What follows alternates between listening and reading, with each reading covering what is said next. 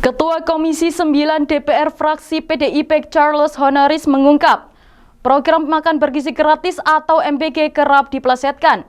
Kini banyak yang menyebut sebagai makan beracun gratis. Hal ini terjadi lantaran seringnya kasus keracunan yang terjadi usai memakan makanan dari program makanan bergizi gratis. Saya rasa di sini tidak ada yang meragukan tujuan dan niat baik dari program ini, ya. Dan saya rasa kita semua setuju tujuan dari program ini, bagaimana ke depan kita harus bisa mengentaskan gizi buruk di Indonesia. Namun tentunya niat baik dan tujuan baik harus diikuti juga dengan pelaksanaan yang baik, ya. Koordinasi yang baik. Kami di Komisi 9, saya rasa Bapak Ibu semua kita ingat ya, dari awal sudah mengingatkan kepada BGN untuk bisa berkoordinasi dengan baik dengan lembaga-lembaga lainnya. Bahkan dengan Badan POM itu kita masukkan dalam kesimpulan rapat, Pak. Kesimpulan kita masukkan bahwa harus ada kerjasama, tetapi kesimpulan dimasukkan beberapa minggu berjalan juga kerjasamanya hanya sebatas mengizinkan Badan POM untuk memberikan pelatihan. Ya, sampai kejadian kasus keracunan. Nah sekarang ini kan kalau saya lihat dari press conference yang terjadi kemarin yang dipimpin oleh Pak Menko, sepertinya sudah ada kesepakatan, ada kesepahaman bahwa lembaga-lembaga ini harus bisa bekerja sama dengan baik untuk memastikan program ini bisa sukses. Ya. Saya berharap hal ini bisa terjadi. Walaupun kalau kita lihat hari ini saja angka keracunan pangan, angkanya aja nggak bisa sepakat, Pak. Angkanya Kemenkes 9.492, angkanya Badan POM 9.089, angkanya BGN 6.457. Ya, angka aja nggak bisa seragam. Oh mohon maaf, kalau dari BGN bukan keracunan makanan lagi, tapi terminologinya apa tadi? Gangguan pencernaan. Oh ya, mohon maaf. Jadi ya saya berharap itu. Kalau kerjasama tidak bisa dibangun dengan baik, maka public trust terhadap program ini akan semakin turun, Pak. Saya rasa kita semua punya media sosial ya. Kalau kita buka sosmed hari-hari ini seperti yang disampaikan Ibu M tadi ya, banyak itu berseliweran konten-konten, ya termasuk ajakan untuk menolak MBG. Ini buat saya sangat-sangat menyedihkan.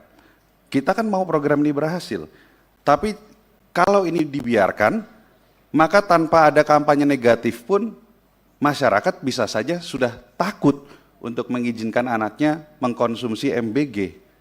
Ya, konten-kontennya banyak, Pak, lucu-lucu.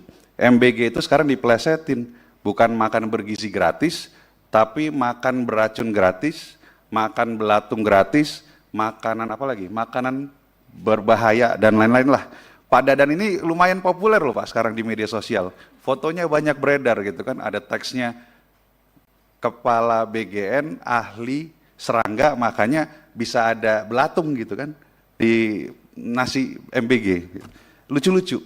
Tapi ini sedih, saya sedih melihat ini. Ya.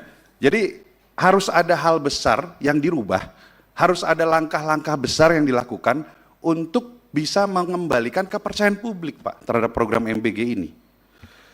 Oke, yang pertama dari saya, untuk Pak Menkes, saya menyimak apa yang Bapak sampaikan terkait dengan SLHS, ya, bahwa Kementerian Kesehatan akan mempercepat proses SLHS. Ini bagus sih, sebetulnya buat saya bahwa ada keinginan untuk memastikan semua dapur sekarang punya SLHS. Tapi kalimatnya Bapak ini membuat saya juga menjadi was-was. Mempercepat jangan sampai mengurangi kualitas, Pak. Saya punya 2 dokumen nih, Pak. Ya. Yang pertama adalah Inspeksi Kesehatan Lingkungan SPPG, ini yang dikeluarkan oleh Kemenkes, dan juga Inspeksi Kesehatan Lingkungan yang biasa digunakan untuk jasa boga. Dan 2 dokumen ini ternyata tidak sama.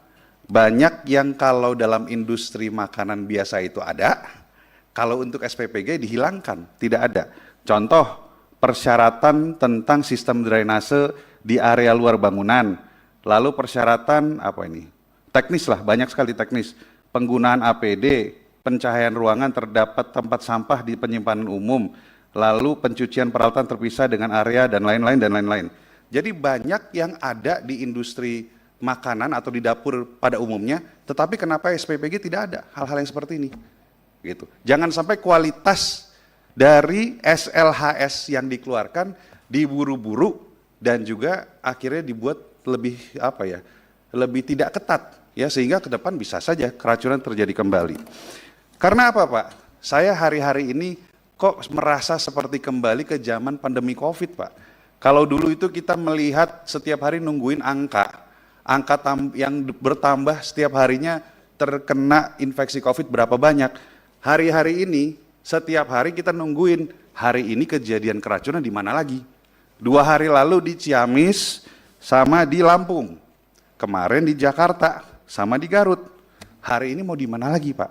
Gitu. Maka dari itu, Pak, SLHS jangan diterbitkan asal-asalan.